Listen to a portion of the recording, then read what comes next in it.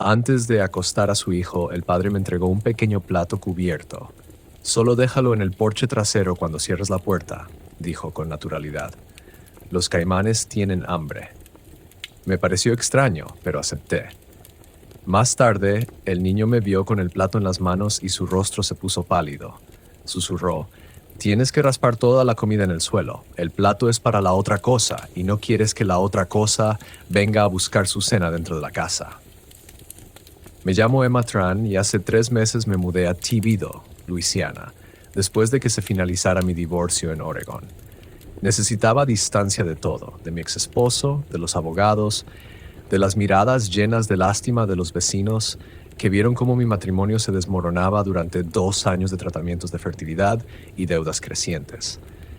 Mi prima Lynn me enviaba ofertas de empleo desde aquí, jurando que el costo de vida me ayudaría a recuperarme. Thibodaux está en el distrito de Lefort, donde el musgo español cuelga de los robles como sudarios funerarios, y los bayous se extienden hacia una oscuridad que parece tragarse incluso el sonido. El pueblo parece suspendido entre dos mundos, lo suficientemente moderno como para tener un Walmart y un McDonald's en el Boulevard Canal, pero también tan antiguo que algunas familias todavía hablan más francés que inglés en la mesa. Conseguí trabajo en la Universidad Estatal de Nichols, limpiando edificios de oficinas por las noches por $12 la hora. No era mucho, pero mi apartamento tipo estudio sobre la ferretería de los Boudouin solo costaba $400 al mes, y la señora Boudouin siempre me mandaba sobras de gumbo cuando cocinaba de más.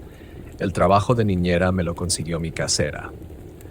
La familia Boudreau necesita a alguien confiable, dijo, pronunciando Boudreau como lo hacen los locales. Viven en la carretera del Bayou Laforce, más allá de donde terminan las farolas. Pagan bien, $5 por noche, solo para cuidar a su niño mientras ellos hacen unos encargos. Debí preguntar qué tipo de encargos requerían salir después del atardecer y volver antes del amanecer. Debí preguntarme por qué necesitaban a alguien confiable y no solo disponible. Debí notar el tono en la voz de la señora Boudouin cuando mencionó su nombre, como si hablara de algo que se debía manejar con cuidado. Pero $50 equivalían a 2 días de trabajo en la universidad y el pago de mi coche vencía la semana siguiente. La propiedad de los Boudreau estaba a 15 minutos del pueblo, donde la carretera Bayou Laforce se estrecha a 2 carriles y los cipreses se cierran sobre el camino. Su casa era una cabaña criolla elevada, de tablillas blancas con contraventanas verdes y un porche amplio sostenido por pilares de ladrillo. Hermosa si uno ignoraba cómo el pantano parecía presionar contra los límites del terreno, como si algo se mantuviera alejado por pura fuerza de voluntad. Pierre, de 6 años, me abrió la puerta cuando llegué a las 7 p.m. Su rostro redondo mostraba una seriedad impropia de su edad. Detrás de él estaban sus padres, Celeste, una mujer menuda con el cabello prematuramente canoso trenzado a la espalda, y Jean-Baptiste, cuyo apretón de manos duró un instante demasiado y cuyos ojos oscuros estudiaron mi rostro con detenimiento. «Gracias por venir», dijo Celeste, con un acento marcado por el francés cajún. «Pierre es un buen niño, pero hay cosas sobre esta casa que necesitas entender». Fue entonces cuando Jean-Baptiste me entregó el plato.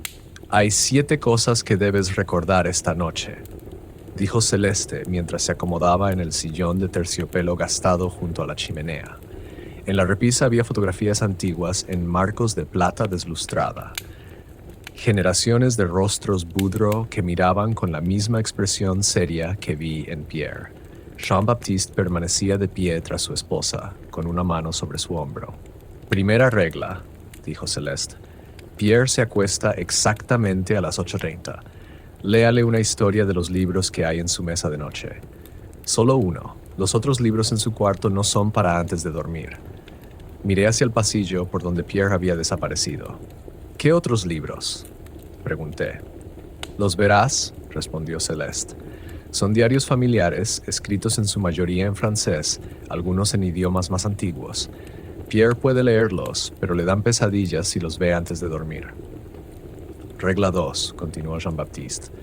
«Revisa todas las puertas y ventanas exactamente a las 9, Asegúrate de que estén cerradas con llave, pero no mires hacia afuera mientras lo haces. El pantano juega malas pasadas después del anochecer. Mi bolígrafo se movía sobre el cuaderno, pero el tono grave de sus voces me hizo dudar si debería grabar en lugar de escribir. Luces donde no debería haberlas. Sonidos que no encajan del todo, dijo Celeste mientras pasaba un rosario entre los dedos. Regla 3. Si oyes rasguños en las ventanas o puertas, ignóralos. Podrían ser mapaches o algo más. En cualquier caso, no investigues. El reloj de pie en la esquina marcó las 7:15. Jean-Baptiste lo comparó con su reloj de pulsera y asintió. Regla 4. El grifo de la cocina a veces se abre solo alrededor de la medianoche. Ciérralo. Limpia la encimera, pero no bebas el agua que sale. Usa la embotellada del almacén si Pierre necesita algo. ¿Por qué no puedo?, pregunté. Regla 5, interrumpió Celeste suavemente. Pierre puede caminar dormido. Si lo encuentras de pie en el pasillo mirando la pared, no lo despiertes. Solo guíalo de regreso a su cama y quédate con él hasta que se duerma. Está buscando algo en sus sueños, pero es más seguro que no lo encuentre. Dejé de escribir. ¿Qué está buscando? Los padres intercambiaron una mirada cargada de décadas de preocupación compartida. A su grammaire, dijo Jean-Baptiste al fin. Mi madre. Murió hace 2 años, pero Pierre recuerda cosas sobre ella que no debería. Cosas de antes de nacer. Regla 6, dijo Celeste, levantándose y alisando su vestido oscuro. A las 11, lleva ese plato al porche trasero. Raspa la comida en el suelo, cerca del ciprés, pero trae el plato vacío inmediatamente. No lo dejes afuera. Y lávalo bien, agregó Jean-Baptiste. Usa el jabón especial que está debajo del fregadero, el que está envuelto en papel marrón. El jabón común no sirve. Miré mis notas y conté. Esas son 6 reglas. Dijiste que eran 7. Ambos miraron hacia la parte trasera de la casa, donde una puerta mosquitera daba al porche. A través de la malla podía ver la silueta de un ciprés enorme, con ramas pesadas de musgo que se movían, a pesar del aire quieto. Regla 7, dijo Celeste, bajando la voz. Si algo viene a la puerta principal después de que nos vayamos, no la abras, aunque suene como nosotros, aunque parezca herido. Tenemos nuestra propia llave y no volveremos hasta el amanecer. Jean-Baptiste tomó una chaqueta de cuero gastada del perchero. Nuestros celulares no tendrán señal a donde vamos, pero la señora Baudouin tiene nuestra información de emergencia por si ocurre algo realmente urgente. ¿A dónde van exactamente?, pregunté. Negocios de familia, dijo, sin mirarme a los ojos. Hay obligaciones, cosas que se han transmitido por generaciones. Pierre apareció de nuevo en la entrada, abrazando un caimán de peluche que parecía hecho a mano. Sus ojos oscuros se movieron entre sus padres con una comprensión que no correspondía a sus 6 años. Mamá, papá, dijo en un inglés con acento, díganle a la señorita Emma sobre las fotografías. El rostro de Celeste se puso pálido. Pierre, ya hablamos de eso. Ella necesita saberlo, insistió el niño. Gromer lo dice. La temperatura en la habitación pareció descender varios grados. Jean-Baptiste se agachó hasta quedar a la altura de Pierre. ¿Qué te dijo Groar, Monas? A veces viene a mis sueños, respondió Pierre. Me dice, la señorita Emma tiene ojos amables como los de ella, pero necesita entender lo de las fotos.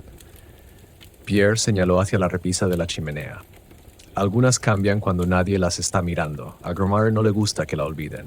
Celeste se acercó rápidamente a la chimenea y giró varios marcos de fotos, dejándolos boca abajo. Ya basta, Pierre. Es hora del baño antes de que la señorita Emma te lea tu cuento. Mientras Pierre se dirigía al baño, Jean-Baptiste sacó su cartera y me entregó $320 extra por encargarme de todo esto. Volveremos antes del amanecer. Salieron por la puerta principal y escuché cómo el motor de su camioneta se alejaba hasta desvanecerse. La casa se asentó a mi alrededor con crujidos y suspiros propios de las viejas construcciones de madera. Pero había algo en el silencio que se sentía expectante, como si el edificio mismo esperara ver qué tan bien seguiría yo las reglas. A las 8:30 en punto, toqué la puerta del dormitorio de Pierre.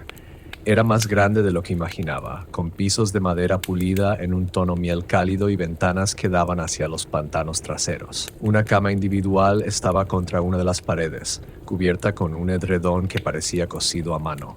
La mesita de noche tenía 3 libros infantiles: Donde cantan los cangrejos, adaptado para jóvenes lectores, La historia de Despereau y un libro ilustrado sobre animales de Luisiana. Pero lo que captó mi atención fue el estante en la pared opuesta. Docenas de volúmenes encuadernados en cuero llenaban los estantes, con títulos marcados en letras doradas ya desvanecidas.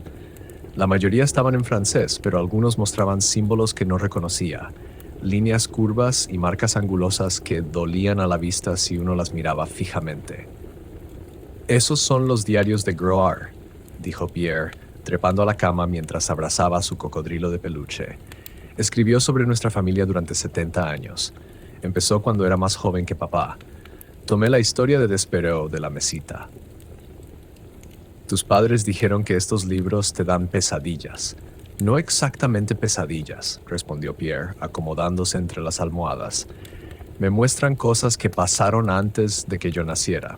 A veces cosas que aún no han pasado». Su voz tenía ese mismo tono demasiado maduro que ya había notado antes. «Gromare dice que algunas personas de nuestra familia pueden ver a través del tiempo, como si miraran por ventanas». El cuento del valiente ratón tomó 15 minutos, pero Pierre no dejaba de mirar hacia el estante de los diarios. Cuando cerré el libro, se incorporó un poco. «Señorita Emma, ¿puede verla?» «¿Ver a quién?» Señaló hacia la esquina junto al estante. «Groare. Está parada ahí, mirándola». La esquina me parecía vacía, pero sentí un escalofrío recorrerme los brazos. Además, el aire en ese punto parecía más denso, como el vapor que se eleva del asfalto en verano. «¿Cómo es?», pregunté. «Pequeña, con el pelo gris y trenzas. Lleva puesto su vestido azul, el mismo en el que la enterramos». El tono natural de Pierre hacía que la conversación se sintiera tan cotidiana como profundamente inquietante. «Dice que usted tiene buen instinto, pero que le da miedo confiar en él». Le arropé, intentando ignorar lo fría que se sentía la zona cercana al estante. «Hora de dormir, Pierre. Dulces sueños». «No va a hacerle daño», dijo cuando llegaba a la puerta. «A Gromare usted le cae bien, pero quiere que esté lista para lo que viene». «¿Qué viene?» Pero Pierre ya había cerrado los ojos, su respiración entrando en el ritmo pausado del sueño. Dejé la puerta entreabierta y revisé mi teléfono. Eran las 8:47 p.m. Faltaban 13 minutos para asegurar la casa. La sala se sentía diferente sin la familia, más grande y de alguna forma más alerta. Los marcos de fotos puestos boca abajo sobre la repisa me atraían como imanes. «No seas ridícula», me dije. «Son solo fotos». Pero la curiosidad ganó. Puse el primer marco en posición. Una fotografía de boda en tono sepia mostraba a una pareja joven posando formalmente frente a lo que parecía ser esta misma casa, aunque el paisaje alrededor se veía más salvaje, menos cuidado. El vestido de la novia era de encaje victoriano elaborado, el traje del novio impecablemente confeccionado. Ambos miraban directamente a la cámara con esos serios ojos de estudio. La segunda fotografía me hizo detenerme. Mostraba a la misma pareja, ya mayores, posando con 3 niños frente al ciprés del patio trasero. El árbol se veía idéntico a como está ahora, mismo tamaño, mismas ramas extendidas. Pero si la foto fue tomada hace 80 o 90 años, ¿no debería el árbol haber crecido, cambiado de alguna forma? El tercer marco contenía una fotografía reciente a color. Jean-Baptiste y Celeste el día de su boda, de pie en el mismo lugar que la pareja victoriana. Detrás de ellos, la casa se veía recién pintada, pero sin cambios arquitectónicos. Estaba a punto de alcanzar el cuarto marco cuando el reloj de pie comenzó a dar las campanadas de las 9. Regla 2. Revisar todas las puertas y ventanas exactamente a las 9. No mirar hacia afuera mientras lo haces. Recorrí la casa de forma sistemática. Puerta principal, cerrada con llave. Ventanas de la sala, cerradas. Puerta de la cocina que da al patio lateral, asegurada. Cada vez que tocaba una cerradura o pestillo, mantenía la vista fija en el mecanismo, resistiendo la tentación de mirar a través del vidrio. La puerta trasera fue más complicada. Cuando estiré la mano hacia el cerrojo, algo raspó contra la malla, un sonido como uñas arrastrándose por metal. Mi mano se detuvo a medio camino del seguro. Regla 3. Ignorar cualquier rasguño en ventanas o puertas. El raspado volvió a escucharse, ahora rítmico. Ras, ras. Lo que estuviera haciendo ese sonido estaba justo al otro lado de la puerta, a unos 90 centímetros de donde me encontraba. Me obligué a girar el cerrojo sin mirar hacia arriba. El rasguño se detuvo de inmediato, como si aquello que estuviera afuera hubiese estado esperando exactamente ese sonido. Volví a la sala e intenté acomodarme en el sillón que Celeste había ocupado antes, pero una inquietud persistente se aferraba a mí. La casa se sentía demasiado silenciosa. No había crujidos ni zumbidos de electrodomésticos. Incluso el tic-tac de los relojes de péndulo sonaba amortiguado. A las 9:23 escuché correr agua en la cocina. Era demasiado temprano para la regla número 4 que especificaba a la medianoche, pero el sonido era inconfundible. Un flujo constante, como si alguien hubiera abierto la llave del grifo al máximo. Encontré el fregadero desbordado. El agua caía al suelo y se extendía hacia el pasillo. Cerré la llave con fuerza y tomé paños de cocina del cajón para intentar absorber la inundación. El agua estaba helada y tenía un extraño sabor mineral cuando unas gotas salpicaron mis labios, como si se hubieran disuelto centavos en agua de estanque. Mientras limpiaba, algo se movió en mi visión periférica. Uno de los marcos de fotos que estaban colocados boca abajo sobre la repisa se había enderezado por sí solo. La pareja victoriana de la boda me miraba fijamente, pero ahora había una tercera figura entre ellos. Una mujer pequeña, vestida de azul, con trenzas grises. Gromare. En la fotografía ella sonreía, pero no a la cámara. Me miraba directamente a mí y sus labios se movían como si intentara hablarme. Mi teléfono vibró. Eran las 10:15 p.m. Había estado mirando esa foto por casi una hora. El piso de la cocina estaba completamente seco ahora, aunque recordaba claramente que hacía un momento había estado empapado. Pierre apareció en el pasillo con los ojos bien abiertos pero completamente vacíos. Estaba de pie frente a la pared, con la cabeza inclinada, como si escuchara algo que solo él podía oír. Regla 5. No despiertes a los niños sonámbulos. Guíalos de regreso a la cama. Me acerqué despacio, hablándole en susurros. Pierre, vamos a volver a tu habitación. Se giró hacia mí con esa mirada vacía y empezó a caminar en la dirección que le había indicado, pero al pasar por la sala se detuvo y señaló la repisa. Gar dice que ya casi es hora de cenar, dijo con una voz que no era la suya. Era más vieja, con la cadencia de una mujer. Ha estado esperando tanto tiempo a que alguien la entienda. La fotografía de la pareja victoriana ahora mostraba solo a la novia y el novio. La mujer había desaparecido de entre ellos. ¿Dónde fue?, susurré. La cabeza de Pierre se volvió hacia la puerta trasera, donde un plato cubierto esperaba sobre la encimera. Se está preparando para comer. Guié a Pierre de regreso a su habitación, pero se movía como alguien que caminara bajo el agua. Movimientos lentos, fluidos desconectados de cualquier pensamiento consciente. Al llegar a su cama, se sentó al borde y miró fijamente la estantería con esos ojos vacíos. Ella quiere mostrarte algo, dijo con esa voz prestada. Antes de que la alimentes.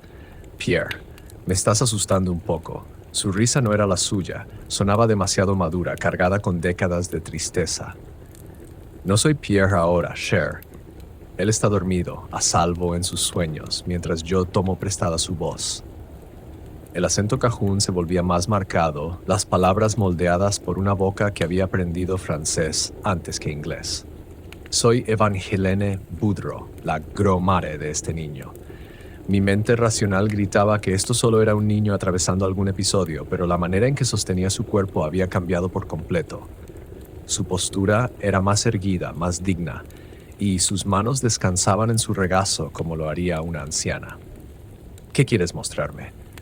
La verdad sobre lo que somos, lo que esta familia ha estado protegiendo por 5 generaciones. El cuerpo de Pierre se levantó y caminó hasta la estantería, seleccionando un diario encuadernado en cuero verde oscuro. Lee la entrada del 15 de noviembre de 1924. El diario se sentía tibio en mis manos, casi vivo.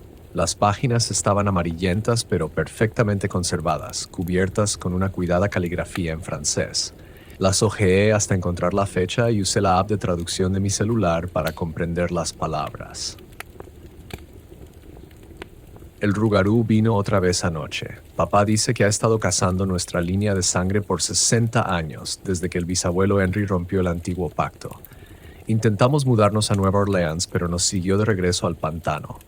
El hambre se vuelve más fuerte con cada luna llena.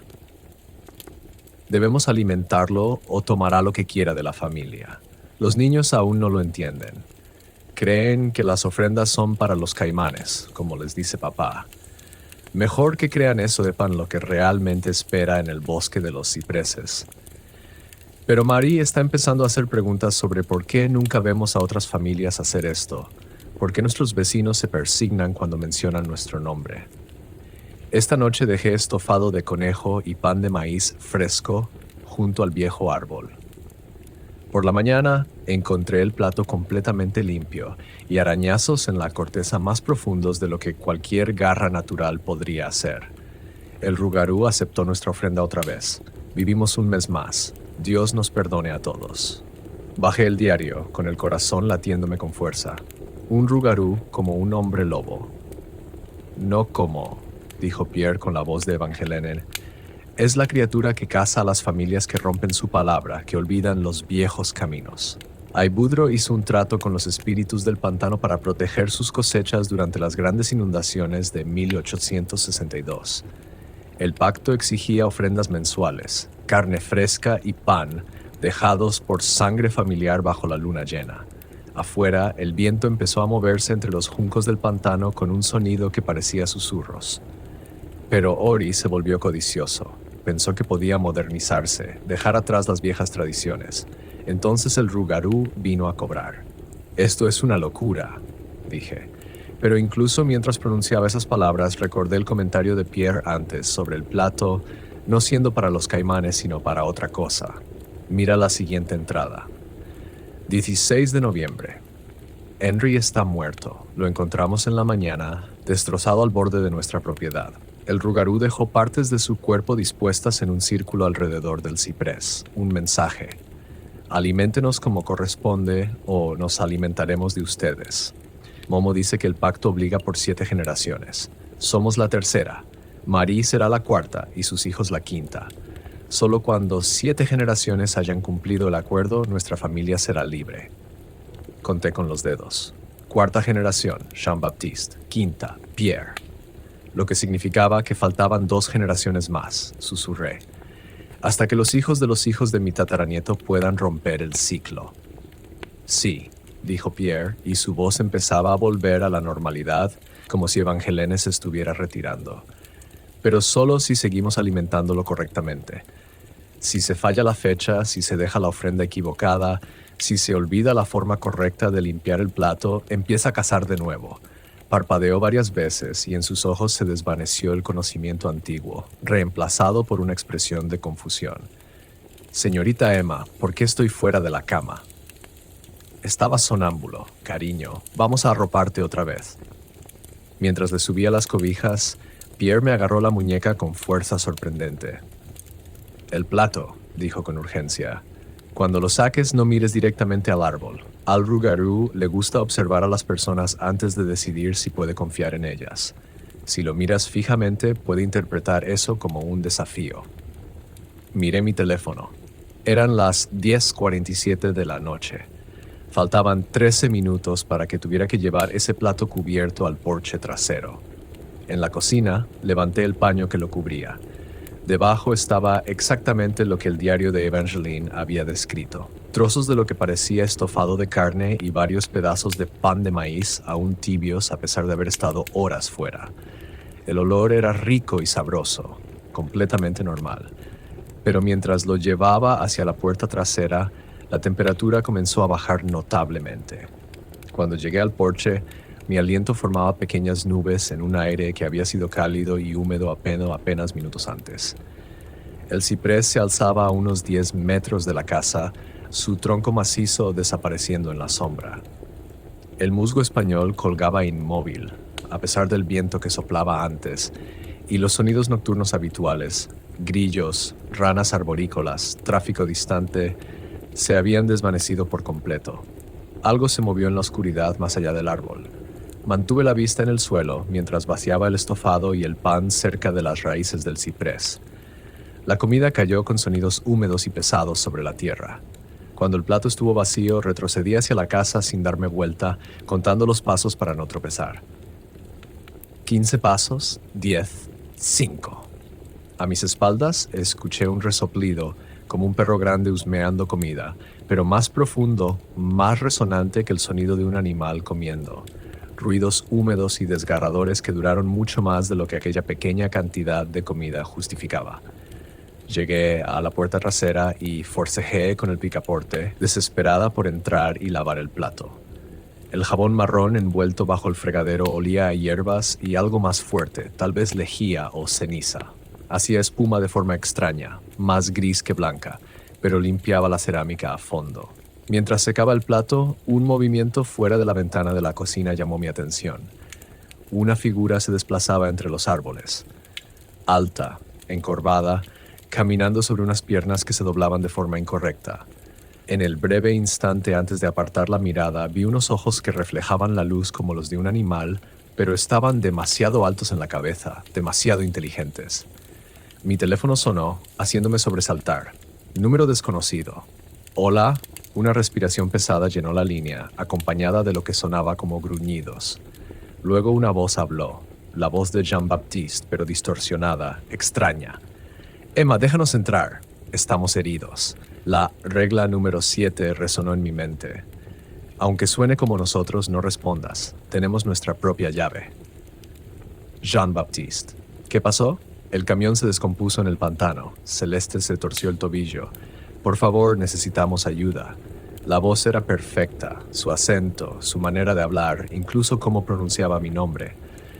Pero había algo raro en la respiración entre las palabras, como si quien hablara intentara recordar cómo funcionaban los pulmones humanos. Puedo llamar a alguien por ustedes. La señora Boudois tiene números de emergencia. Hubo una pausa. Luego ese gruñido más cerca del teléfono. Solo abre la puerta, Emma. Estamos justo afuera. Colgué y revisé las ventanas del frente.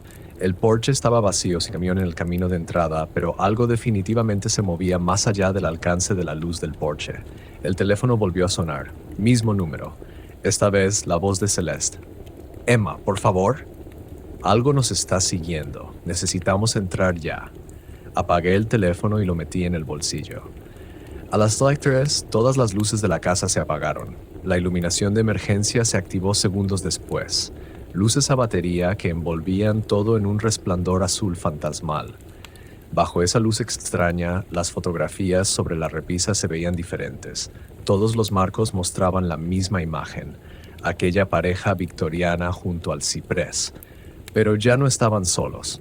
Docenas de figuras los rodeaban en la foto. Hombres, mujeres, niños, todos con los serios ojos de los Boudreaux, todos con ropa de distintas épocas. Algunos parecían sólidos y normales. Otros eran translúcidos, desvaneciéndose en los bordes. En el centro del grupo estaba Evangeline, con su vestido azul, ya sin sonreír. Señalaba directamente hacia mí, la boca abierta como si gritara una advertencia que yo no podía oír. Detrás de todos ellos, apenas visible entre las sombras de la fotografía, una criatura enorme se agazapaba junto al árbol. Sus ojos captaron el destello de la cámara como 2 estrellas gemelas y su sonrisa revelaba unos dientes sacados de una pesadilla. El Rougarou. Y estaba mirando directamente a la cámara. Directamente a mí. Algo comenzó a arañar la puerta principal con creciente urgencia y esta vez no se detenía. Los arañazos se volvieron más agresivos. Sonidos largos, como garras arrastrándose sobre la madera. Cada raspadura enviaba vibraciones a través del suelo que sentía en los huesos. Me pegué a la pared de la cocina intentando alejarme lo más posible de la entrada. Pierre apareció en el pasillo, completamente despierto esta vez. «Nos está poniendo a prueba», dijo en voz baja. «El Rougarou conoce las reglas igual que nosotros, pero le gusta ver si los nuevos las rompen». «¿Cómo sabes tanto de esto?», susurré. «Gromare me lo enseñó». Empezó cuando yo tenía 4 años, después de que papá me sorprendió hablando con su espíritu en el jardín. Descalzo, caminó hacia la ventana del salón y miró a través de una rendija en las cortinas. Dijo que nuestro don familiar nos permite ver lo que otros no pueden, pero también significa que somos más interesantes para criaturas como esta. Los arañazos se detuvieron abruptamente. En el silencio que siguió, podía oír mi propio corazón retumbando en mis oídos. Entonces volvió la voz. Jean-Baptiste, pero ahora justo afuera de la puerta. Emma, sé que estás ahí. ¿Por qué no nos ayudas? No contestes, dijo Pierre con firmeza. Es la voz de papá, pero huele el aire. Inhalé profundamente. Bajo el aroma habitual del pantano, barro y vegetación, algo más flotaba en la casa. Un olor salvaje y rancio, como de pelo mojado y carne podrida. Emma, la voz de Celeste ahora, dulce y preocupada. Estamos sangrando, por favor, solo entreabre la puerta para que veas que somos nosotros. Mi mano comenzó a moverse hacia el cerrojo antes de que Pierre me sujetara la muñeca. Esa no es mamá. Escucha cómo respira. Tenía razón.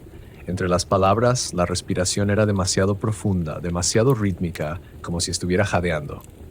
¿Qué quiere?, pregunté. ¿Entrar sin romper las reglas? El pacto nos protege mientras sigamos los acuerdos. Exactamente.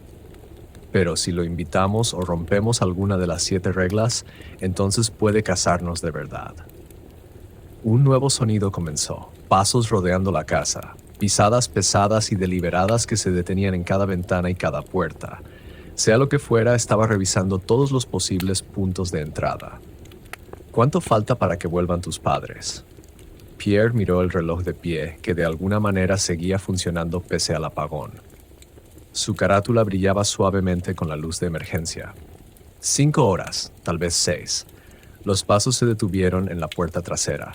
A través de la ventana de la cocina vi una sombra cruzar el porche, alta, encorvada, con brazos que parecían demasiado largos para su cuerpo. Se apoyó contra la puerta mosquitera y el marco de metal crujió bajo su peso. Regla número 3, me recordó Pierre. Ignora los arañazos. Pero eso ya no eran arañazos.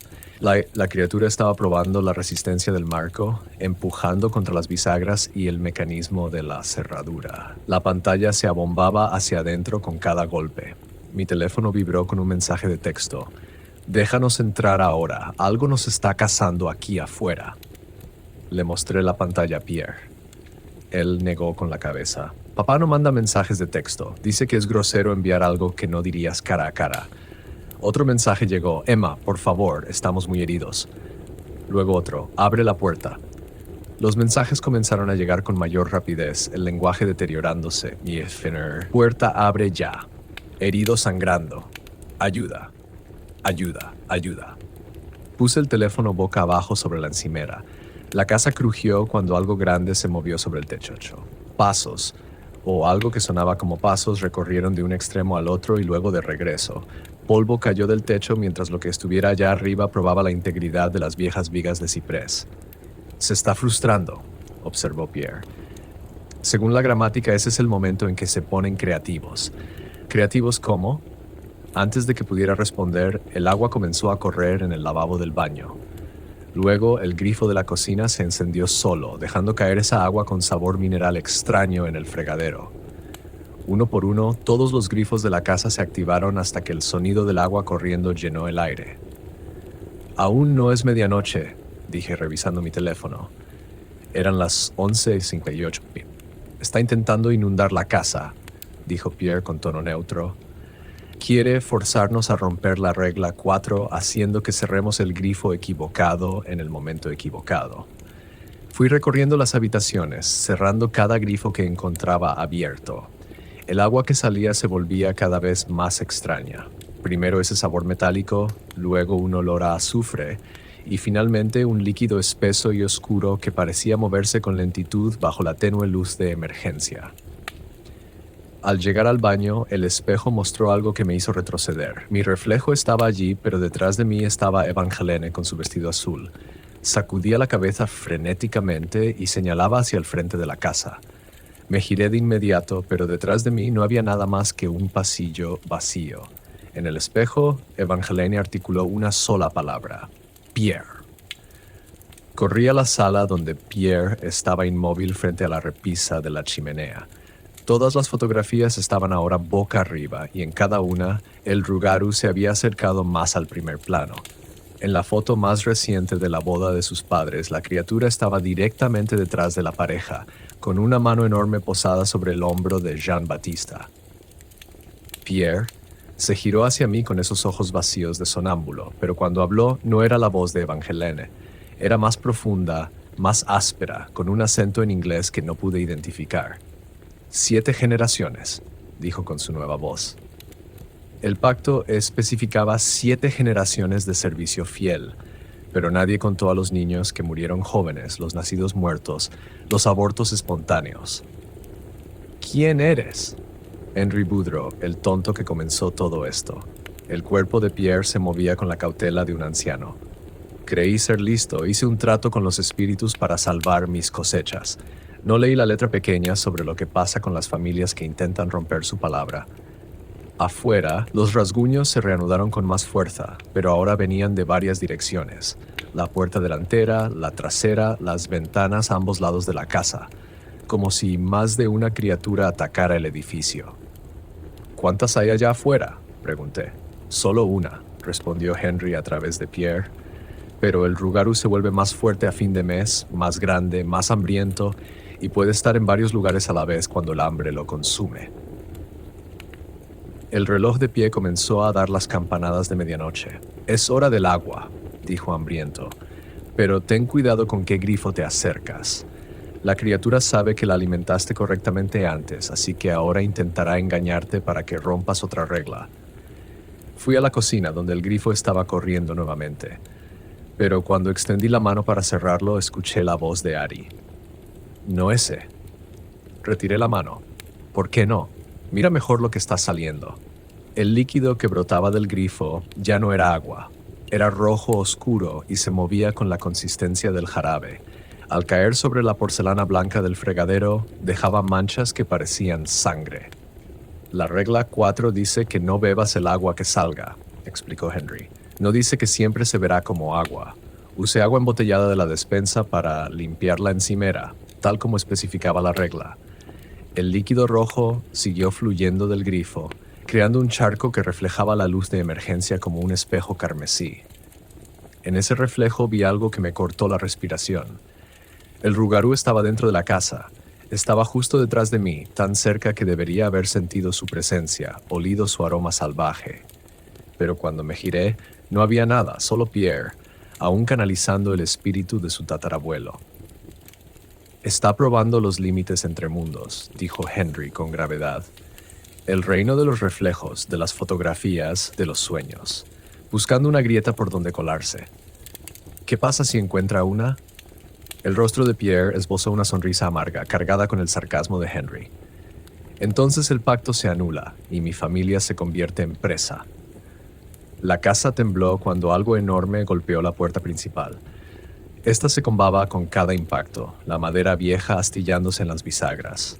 Lo que estuviera golpeando tenía una fuerza sobrehumana. El cerrojo resistía, pero pequeñas grietas comenzaban a recorrer el marco.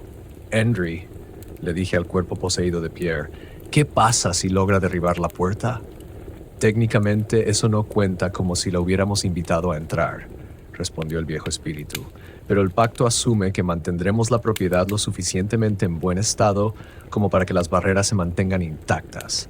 Si nuestra negligencia permite la entrada...» Otro impacto atronador. El marco de la puerta se desplazó visiblemente. «Ese es un punto ambiguo que la criatura estaría encantada de explotar», concluyó Henry con gravedad. Tomé una silla de cocina y la encajé bajo el picaporte.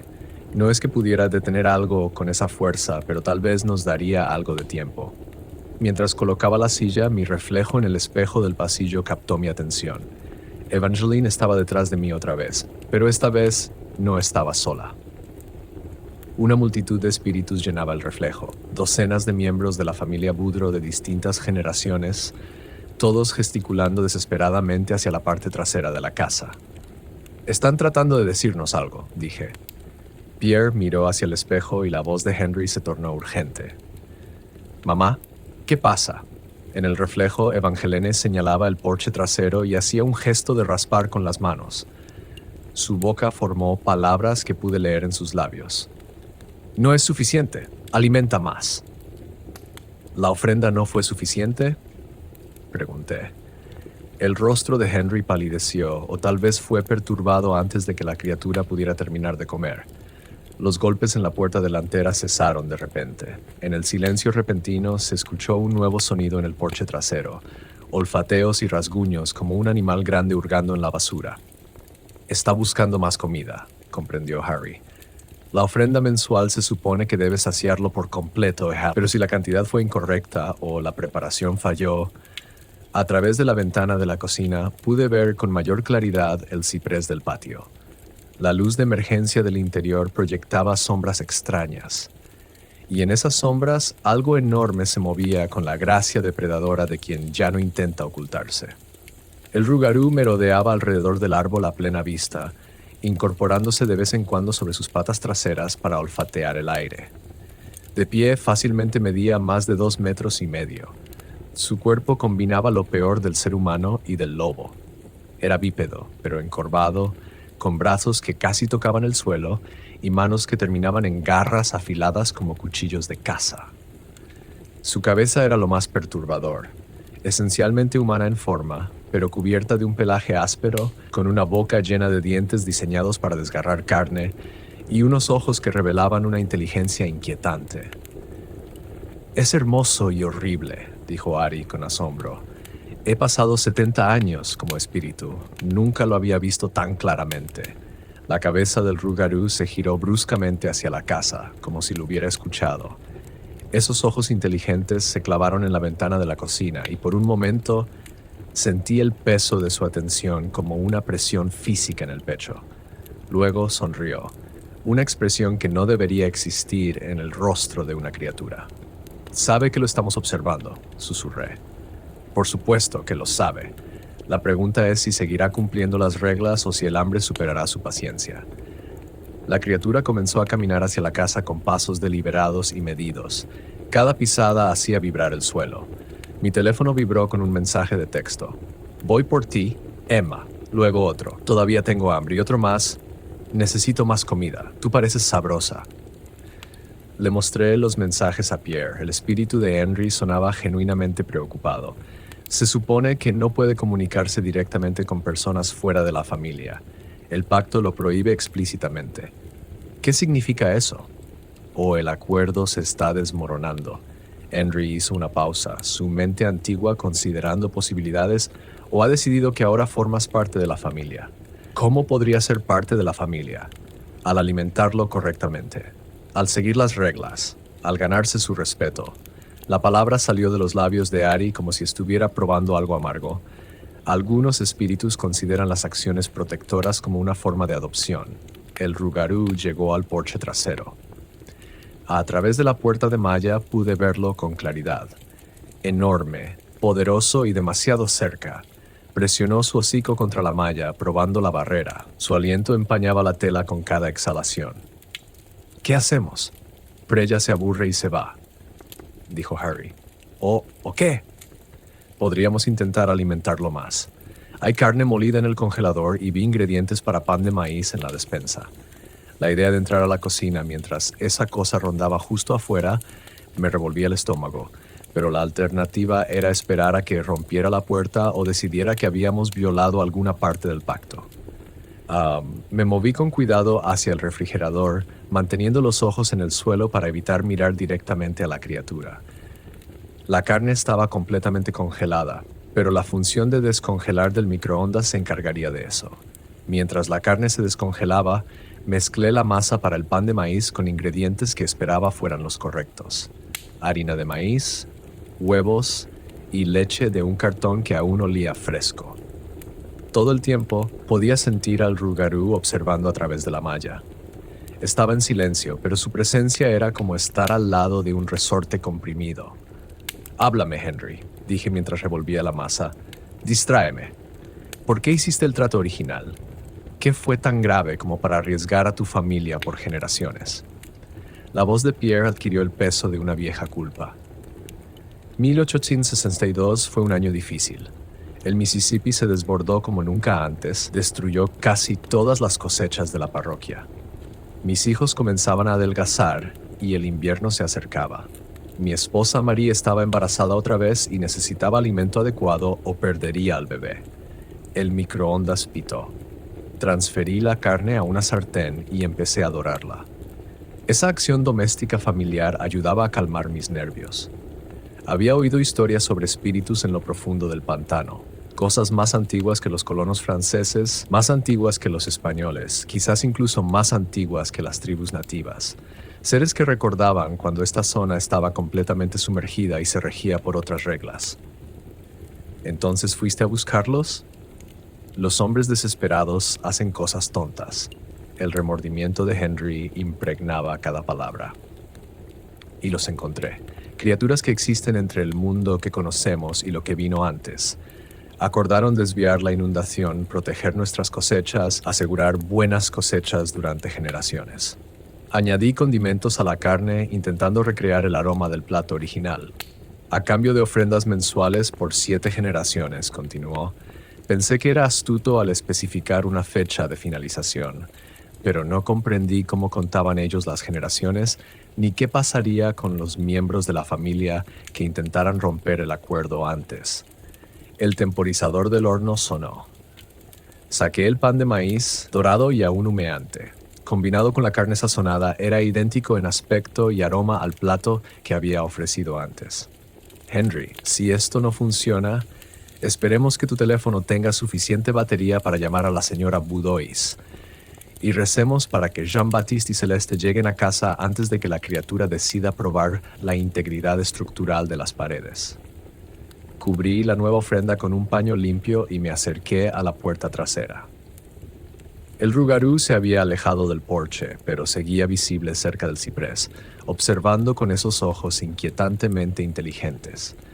Abrir la puerta de malla fue como entrar en la jaula de un depredador, pero me obligué a avanzar hasta el lugar donde había dejado la primera ofrenda. El suelo estaba completamente limpio. Ni una miga de pan quedaba. Mientras colocaba la segunda porción en la tierra, el rougarou se acercó lentamente, tan cerca que podía oír su respiración, profunda, medida, casi humana, salvo por un leve silbido que indicaba una laringe malformada para el habla normal. Se detuvo justo fuera de mi campo visual y esperó. Retrocedí hacia la casa exactamente como antes, contando los pasos, manteniendo la mirada baja.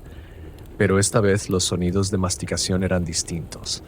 Más lentos, deliberados, casi contemplativos, como si la criatura saboreara cada bocado. Cuando llegué a la cocina y empecé a lavar el plato con el jabón especial, me arriesgué a mirar por la ventana.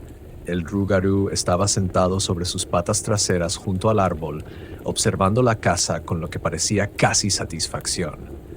Cuando nuestras miradas se cruzaron a través del vidrio, inclinó su enorme cabeza y asintió. Imposible, pero claro. Luego se giró y se desvaneció en las sombras del pantano. «Se ha ido», susurré. Pierre parpadeó varias veces y la presencia de Henry se desvaneció. «Señorita Emma, ¿volví a caminar dormido?» «Algo así. ¿Cómo te sientes?» «Cansado y con mucha sed». Fue a la cocina por un vaso de agua embotellada. Gromare dice gracias por escuchar a la familia y Henry dice que lamenta todos los problemas que causó. ¿Todavía están aquí?» «Siempre están aquí, pero ahora están tranquilos, como si durmieran». Pierre se frotó los ojos. «¿Qué hora es?» Revisé mi teléfono. Las 2:47 a.m. Aún faltan unas horas para que tus padres regresen. ¿Puedo quedarme despierto contigo? No quiero soñar ahora. Demasiadas voces intentando hablar al mismo tiempo. Nos acomodamos juntos en el sofá. Pierre se acurrucó a mi lado como cualquier niño de 6 años que ha pasado una mala noche. La casa se sentía diferente ahora. Seguía siendo vieja, seguía crujiendo, pero ya no parecía hostil. La iluminación de emergencia se había apagado cuando regresó la energía eléctrica, y las lámparas normales proyectaban una luz dorada y cálida que hacía que todo pareciera menos amenazante. «Señorita Emma», dijo Pierre con voz somnolienta, «lo hiciste muy bien esta noche. Growar dice que al rougarou le caíste bien. ¿Eso es bueno? ¿Mejor que no le caigas bien?» Lo dijo con la lógica simple de un niño de 6 años, imposible de refutar. Mientras iba quedando dormido sobre mi hombro, me encontré observando las fotografías en la repisa de la chimenea. Mostraban escenas familiares normales, bodas, cumpleaños, reuniones festivas. Ya no había figuras misteriosas al fondo, ni presencias sobrenaturales en las imágenes. Pero en un marco, la foto más reciente de Pierre con sus padres, algo había cambiado. Yo aparecía ahí ahora, de pie ligeramente detrás del grupo familiar, con la mano sobre el hombro de Pierre, como si siempre hubiera sido parte de esa imagen. Dormité inquieta en el sofá con Pierre aún dormido sobre mi hombro, sobresaltándome cada vez que la vieja casa crujía o el viento movía las ramas de los cipreses. Cada sonido me tensaba, esperando el familiar rasguido o el peso de una tensión sobrenatural. Pero las horas pasaron en silencio, marcadas únicamente por el repicar constante del reloj de pie. A las 4:23 de la madrugada, unos faros iluminaron brevemente las ventanas frontales. El motor de una camioneta rugió en la entrada, seguido por el golpe de puertas al cerrarse.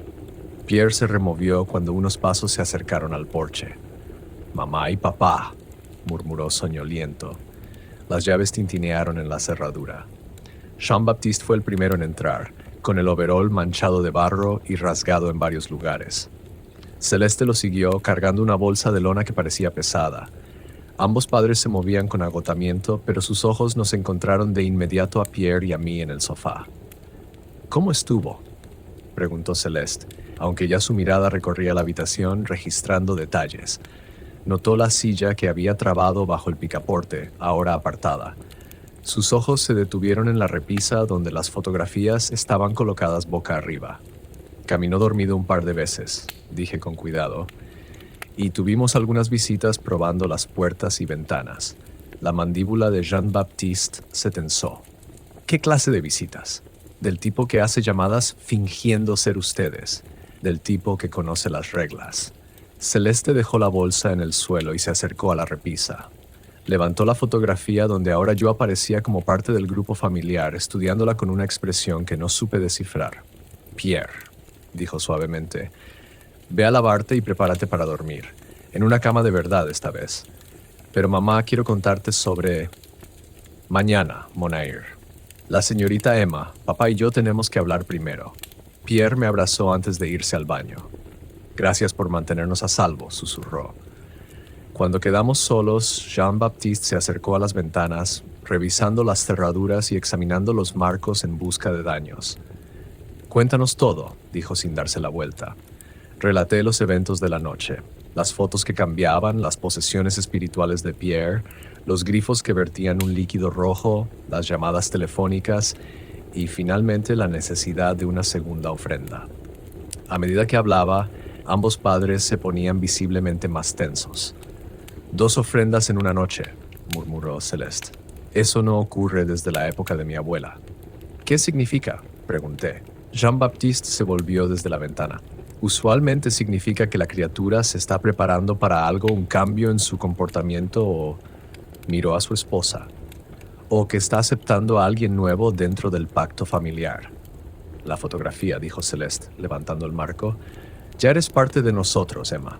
Lo entiendas o no. El peso de esa afirmación cayó sobre mí. No lo entiendo. Solo soy la niñera.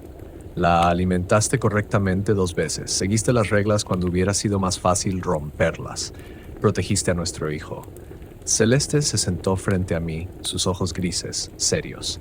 Esas acciones crean lazos en el mundo sobrenatural. Responsabilidades. ¿Qué clase de responsabilidades? «Las mismas que llevamos nosotros», dijo Jean-Baptiste. «Obligaciones mensuales, protección de la línea familiar, mantener los antiguos acuerdos». Pensé en mi estudio encima de la ferretería, mi trabajo de limpieza en la universidad, mis planes de reconstruir mi vida tras el divorcio. «Yo nunca acepté nada de esto».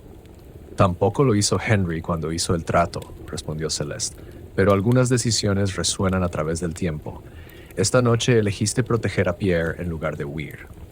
Esa elección te conectó con nuestra sangre de una forma más profunda que cualquier papel de matrimonio o adopción».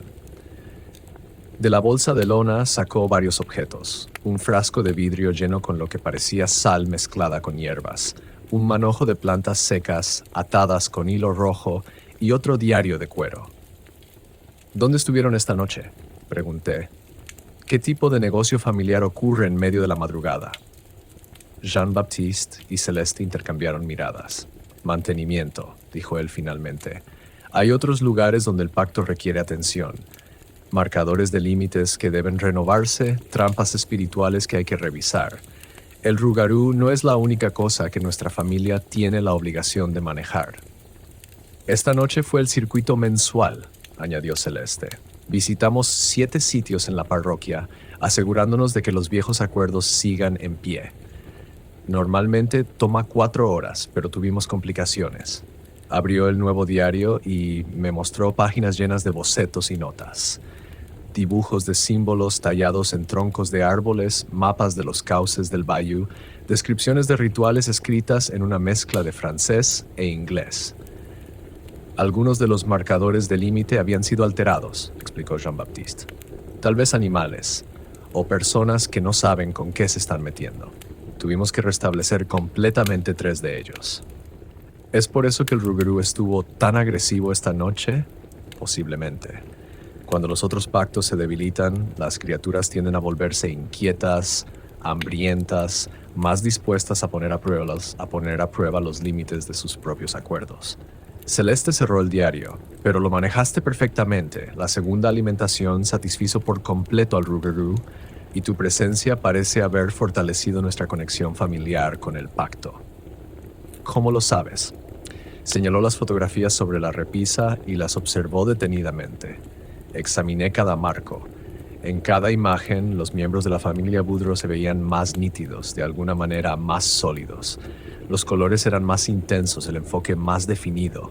Incluso las fotos más antiguas, en sepia, parecían haber ganado profundidad y claridad. Cuando el pacto es fuerte, la familia es fuerte, dijo Jean-Baptiste. Cuando se debilita, todos sufrimos. Tus acciones de esta noche no solo protegieron a Pierre, nos protegieron a todos del pasado y del presente. Y del futuro, añadió Celeste en voz baja. Pierre tendrá hijos algún día. Este pacto también los afecta a ellos. Me froté las sienes intentando asimilar todo. ¿Y ahora qué pasa? ¿Tengo que mudarme aquí? ¿Participar en rituales a medianoche? Nada tan dramático, dijo Celeste. Pero tendrás que comprender tu nuevo papel, aprender las reglas extendidas, la historia familiar, las formas adecuadas de tratar con otras obligaciones sobrenaturales. ¿Otras obligaciones? El Rougarou es solo una de las 7 entidades con las que nuestra familia mantiene acuerdos, explicó Jean-Baptiste. La mayoría es menos interactiva, pero todas requieren cuidados y atención específicos. Desde una bolsa de lona, Celeste sacó un sobre manila grueso. Aquí están las copias de los documentos esenciales. Contratos, mapas, instrucciones rituales, árboles genealógicos que indican qué miembros de la familia son responsables de qué obligaciones. Abrí el sobre y encontré decenas de páginas, algunas mecanografiadas, otras escritas a mano, y unas pocas que parecían haber sido fotocopiadas de fuentes mucho más antiguas. El árbol genealógico mostraba a la familia Boudreau con una línea de 7 generaciones, con anotaciones junto a cada nombre que indicaban su rol en el mantenimiento de los pactos sobrenaturales. Tu nombre ya está aquí, dijo Celeste, señalando una rama junto a la entrada de Pierre. No como cónyuge ni hijo adoptivo, sino como algo completamente distinto. Una designación en francés que no reconocí. ¿Qué significa guardian choisi? Guardián elegido, tradujo Jean-Baptiste. Alguien fuera del linaje de sangre que queda vinculado a la familia por acciones de protección. Es raro, pero no sin precedentes. Mi tía abuela Margarite fue una guardiana, añadió Celeste. Se casó con un miembro de la familia, pero el vínculo sobrenatural se formó antes de la boda, después de que ayudó a defendernos de un espíritu vengativo que intentaba romper uno de nuestros pactos. Me quedé mirando el árbol genealógico, viendo mi propio nombre escrito con la letra cuidadosa de Celeste. ¿Cuánto tiempo dura esto? Hasta que termine el ciclo de 7 generaciones, dijo Jean-Baptiste. Igual que para el resto de nosotros. Y si me niego, si me voy del pueblo y finjo que nada de esto ocurrió, los padres se miraron con expresiones que mezclaban compasión y resignación. Los lazos no se rompen solo porque los ignores, dijo Celeste con suavidad. Si intentaras irte, las criaturas te seguirían. Lo verían como un abandono de tus responsabilidades, lo que anularía los aspectos protectores de los pactos, lo que significa que te casarían, dijo Jean-Baptiste sin rodeos, y a través de ti eventualmente encontrarían el camino de regreso a Pierre y al resto de la familia. Los pactos funcionan en ambas direcciones. Nos protegen, pero también nos hacen responsables unos de otros. Me dejé caer en el sofá, abrumada. Esto es una locura. Sí, asintió Celeste. Pero es nuestra locura, y ahora también es tuya. Pierre apareció en el pasillo, con pijama limpio y su caimán de peluche en brazos. Señorita Emma, ¿va a ser parte de nuestra familia ahora? Es complicado, cariño. Grosmayor dice que no es nada complicado. Dice que ya decidiste cuando alimentaste al Rougarou por segunda vez. Se subió al sofá a mi lado. Ella está feliz por eso. Dice que tienes buen instinto para este tipo de cosas. ¿Aún puedes oírla? Un poco, pero ahora está más callada. Como si ya no estuviera preocupada, Pierre bostezó. ¿Vas a seguir cuidando de mí? Miré a sus padres, luego al sobre Manila lleno de responsabilidades sobrenaturales y finalmente a la fotografía donde ya aparecía como parte de esta extraña y cargada familia. Sí, dije, sorprendiéndome a mí misma. Creo que sí. Pierre sonrió y se acomodó a mi lado otra vez. Bien, me gusta tener a alguien que entiende las reglas. Afuera, el amanecer comenzaba a aclarar el cielo sobre el pantano. La emergencia había terminado. El Rougarou estaba alimentado y satisfecho, y la casa volvía a sentirse en paz. Pero mientras sostenía ese sobre con documentos, comprendí que mi vida tranquila en Thibodeau acababa de volverse mucho más complicada. 3 días después, estaba sentada en la mesa de la cocina de la familia Boudreau, con el sobre Manila abierto frente a mí, tratando de entender documentos que parecían una mezcla entre registros genealógicos y un manual de campo sobrenatural. Celeste me había invitado a tomar café por la tarde y a lo que diplomáticamente llamó una orientación. El Rougarou es en realidad la más sencilla de nuestras obligaciones, explicó, sirviendo café de achicoria de una olla que olía a hogar. Alimentación mensual, reglas específicas, comportamiento predecible. Las otras requieren más delicadeza. Estudié un mapa dibujado a mano que mostraba 7 ubicaciones alrededor de la Forge Parish, cada una marcada con símbolos distintos. Háblame del sitio en Bayou Sorrel.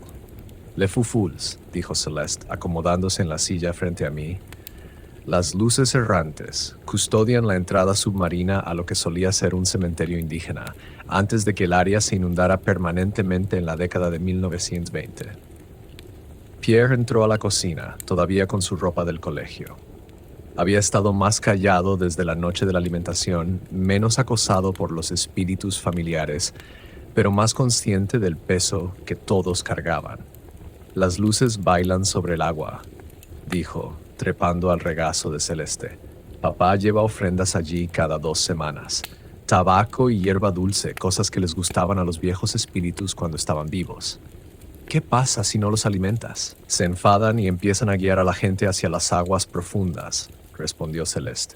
Pescadores, sobre todo, cazadores de patos. Cualquiera que se adentre demasiado en su territorio después del atardecer. Seguí el mapa con el dedo, notando cómo los 7 sitios formaban un círculo irregular alrededor de Thibodeau. Y cerca de Raceland. La Dame Blanche, dijo Pierre antes de que su madre pudiera responder. La Dama Blanca. Siempre está triste porque su bebé se ahogó hace 100 años. Celeste acarició su cabello. Ella suele aparecerse a madres con niños pequeños, tratando de convencerlas de que le entreguen a sus bebés para reemplazar al que perdió. Nuestra familia deja juguetes y ropa de bebé en su altar cada mes, junto con leche y pan. Eso evita que se acerque a otras familias. Eso suena desgarrador, comenté. El duelo sobrenatural puede ser peligroso, dijo Celeste en voz baja. La Dame Blanche ha tomado a 3 niños en el último siglo de familias que no sabían cómo apaciguarla. No podemos devolverle a su bebé, pero sí podemos evitar que robe a otros. Seguí hojeando documentos, encontrando instrucciones detalladas para cada sitio. Los requisitos rituales eran específicos, aunque variaban. Algunos requerían ofrendas de comida, otros rezos específicos o la colocación de objetos protectores. Todos exigían una sincronización exacta y atención minuciosa a los detalles. ¿Cómo recuerdas todo eso? Práctica, y esto, respondió Celeste, sacando una pequeña libreta de cuero con páginas llenas de su letra. Llevo el registro de fechas, técnicas exitosas, cualquier cambio en el comportamiento de la entidad. Jean-Baptiste tiene una también, y su padre antes que él. Me entregó una libreta similar, en blanco. Tendrás que comenzar tus propios registros. Como guardián, serás responsable de 3 de los 7 sitios. ¿Cuáles 3? El Rougarou. Obviamente ya tienes un vínculo con él, dijo, desplegando otro mapa, mostrando los canales de la parroquia. También el espíritu que ronda las ruinas del viejo ingenio azucarero cerca de Thiat, y la entidad protectora del cementerio de San José, que impide que otras cosas usen las tumbas como portales. Pierre se inclinó hacia adelante, interesado. Misema se queda con el del cementerio. Eso es importante, muy importante, coincidió Celeste. Los espíritus del cementerio pueden ser aliados o enemigos, dependiendo de cómo se les trate. El del San José lleva protegiendo ese terreno sagrado por 60 años, pero requiere reconocimiento semanal y rituales de purificación mensuales. Estudié la entrada correspondiente al cementerio en los documentos. Reconocimiento semanal, una visita sencilla. Caminar el perímetro, encender una vela blanca en la puerta principal y recitar la bendición escrita aquí. Celeste señaló un párrafo en francés con traducción al inglés debajo. El espíritu necesita saber que alguien aún recuerda su propósito. Y el ingenio, Celeste frunció el ceño. Ese lugar alberga a un espíritu vengativo, un obrero del molino que murió en un accidente en 1943. Está enojado por las circunstancias de su muerte. Si no se le apacigua, sabotea maquinaria en toda la parroquia. Equipo agrícola, autos, cualquier cosa mecánica. ¿Qué tipo de ofrenda quiere? Herramientas, nuevas preferiblemente, martillos, llaves, destornilladores. Las dejamos en las ruinas del ingenio una vez al mes y así detiene su interferencia con los equipos de los demás. Pierre se deslizó del regazo de su madre y fue al refrigerador. Regresó con una caja de jugo. Misema, ¿quieres ver al espíritu del molino? Gare dice que le gusta conocer a los nuevos miembros de la familia. Pierre, lo advirtió Celeste, dice que es seguro si vamos de día y llevamos las ofrendas adecuadas. Miré a Celeste, que parecía considerar la idea. Sería bueno que conocieras a cada entidad antes de ser responsable de ellas tú sola, admitió. Y las visitas a la luz del día suelen ser más seguras. Generalmente. ¿Generalmente? Ese espíritu está enojado, pero no es violentamente irracional. Mientras muestres respeto y traigas los regalos apropiados, tolerará tu presencia. Incluso podría comunicarse contigo si confía. 30 minutos después íbamos por un camino de grava que llevaba al viejo ingenio azucarero abandonado. Jean-Baptiste se había unido tras recibir la llamada de Celeste con la explicación del plan. Llevaba una bolsa de lona con herramientas nuevas de la ferretería Tíbido. Un martillo, un juego de destornilladores y una llave inglesa ajustable, todas aún con sus etiquetas de precio. Las ruinas del molino se alzaban en un claro rodeado de cañaverales cubiertos de maleza. Las paredes de ladrillo se elevaban unos 6 metros, con la parte superior irregular por el colapso del techo décadas atrás. La maquinaria oxidada asomaba entre las malas hierbas que crecían hasta la cintura. «Manténganse cerca», ordenó Jean-Baptiste al acercarnos a la entrada principal. «No toquen nada a menos que yo diga que es seguro». Dentro, el molino era más grande de lo que había imaginado. La luz entraba por las grietas de las paredes, iluminando el suelo de concreto manchado por décadas de óxido y vegetación. Los restos del equipo de procesamiento de azúcar formaban un laberinto de obstáculos metálicos. «Imwan Thibault», llamó Jean-Baptiste, su voz resonando en las paredes de ladrillo. «Trajimos a alguien nuevo para conocerte, un guardián Shwasi que cuidará de este lugar». La temperatura bajó notablemente. No el frío dramático del Rougarou, sino un enfriamiento sutil que hacía notar cada respiración. Una llave inglesa en el suelo comenzó a moverse, girando lentamente como una aguja de brújula. Otros objetos metálicos comenzaron a vibrar. Tornillos, trozos de tubería, fragmentos de maquinaria, creando una suave sinfonía de sonidos metálicos. «Sabe que estamos aquí», dijo Pierre con naturalidad.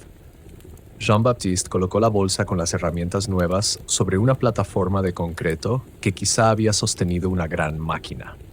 Ofrendas de la familia Boudreau y de nuestra nueva guardiana. Herramientas de calidad para tu colección. La vibración se intensificó un momento y luego cesó de golpe. En el silencio repentino escuché pasos. Botas pesadas caminando sobre concreto, aunque no veía a nadie. Los pasos se detuvieron justo frente a mí. El aire se volvió más frío y sentí un olor a aceite de máquina mezclado con sudor. «Gracias», dijo una voz masculina con un acento obrero de otra época. «Buenas herramientas. Mejor que las baratas que algunos traen». «¿Antoine?», pregunté con cautela. «Ese soy yo. Vigilo este lugar desde 1943, evitando que se desmorone por completo». La voz venía de justo frente a mi rostro, aunque no veía nada. «Eres la que alimentó correctamente al Rougarou, sí». «Bien. Esa criatura se pone agresiva cuando tiene hambre. Es malo para todos cuando se descuidan los viejos pactos». Pausa. «¿Planeas cuidar este lugar igual?» «Lo intentaré. Todavía estoy aprendiendo sobre todo esto. Aprender está bien, mejor que los que creen saberlo todo y arruinan las viejas costumbres». La temperatura empezó a volver a la normalidad. «Trae buenas herramientas. Ven una vez al mes. No intentes limpiar mi espacio. Me gusta tal como está». «Entendido». Las herramientas nuevas comenzaron a deslizarse sobre el concreto hacia diferentes rincones del molino, como si manos invisibles las distribuyeran. «Una cosa más», agregó la voz de Antoine. «Últimamente ha habido extraños rondando por aquí. Gente con cámaras y detectores de metales, hablando de importancia histórica.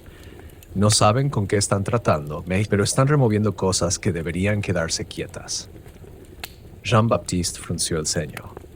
«¿Qué clase de extraños?» «Tipos universitarios de Nicholls State. Creo que hacen un proyecto de investigación sobre sitios industriales abandonados». La voz de Antoine sonaba molesta. «Siguen moviendo mis herramientas, instalando equipos en lugares que no deben tocar». «Nos ocuparemos de eso», prometió Jean-Baptiste. Mientras regresábamos a la camioneta, Celeste explicó las implicaciones. «Los investigadores históricos pueden ser un verdadero problema para espíritus como este. Documentan todo, llaman la atención, a veces remueven objetos con significado espiritual. ¿No puedes pedirles que se mantengan alejados?» «¿Con qué argumento?» «El molino ya no es propiedad privada y no podemos explicar que está habitado por un espíritu protector». Pierre subió al asiento trasero junto a mí. «Gromir dice que la gente de la universidad encontró algo que no debían. Algo enterrado bajo el molino. ¿Qué clase de cosa?»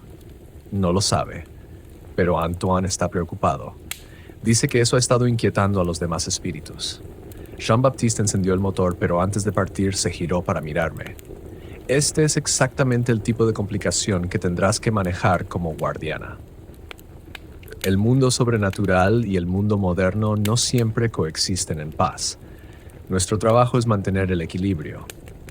Mientras regresábamos al pueblo, me di cuenta de que mis nuevas responsabilidades iban mucho más allá de seguir reglas y dejar ofrendas.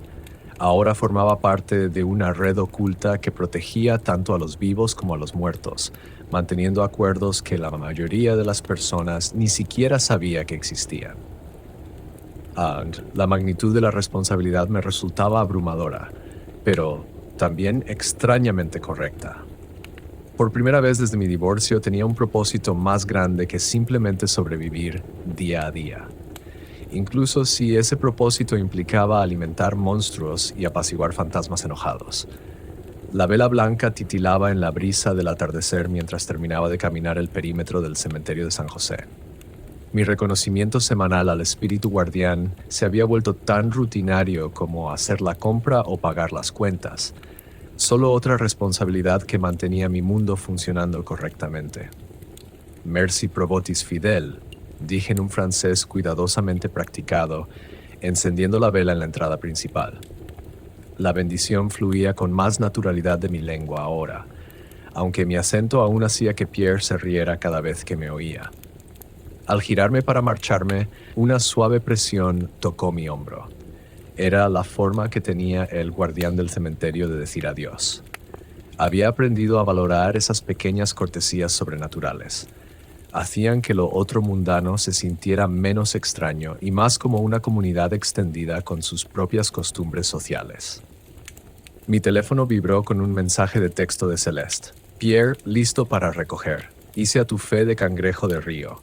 Hay suficiente para 4 si quieres quedarte a cenar. Sonreí mientras caminaba hacia el coche. Esas invitaciones a cenar se habían vuelto frecuentes, transformando lo que empezó como un trabajo de niñera en algo que ya se sentía familiar.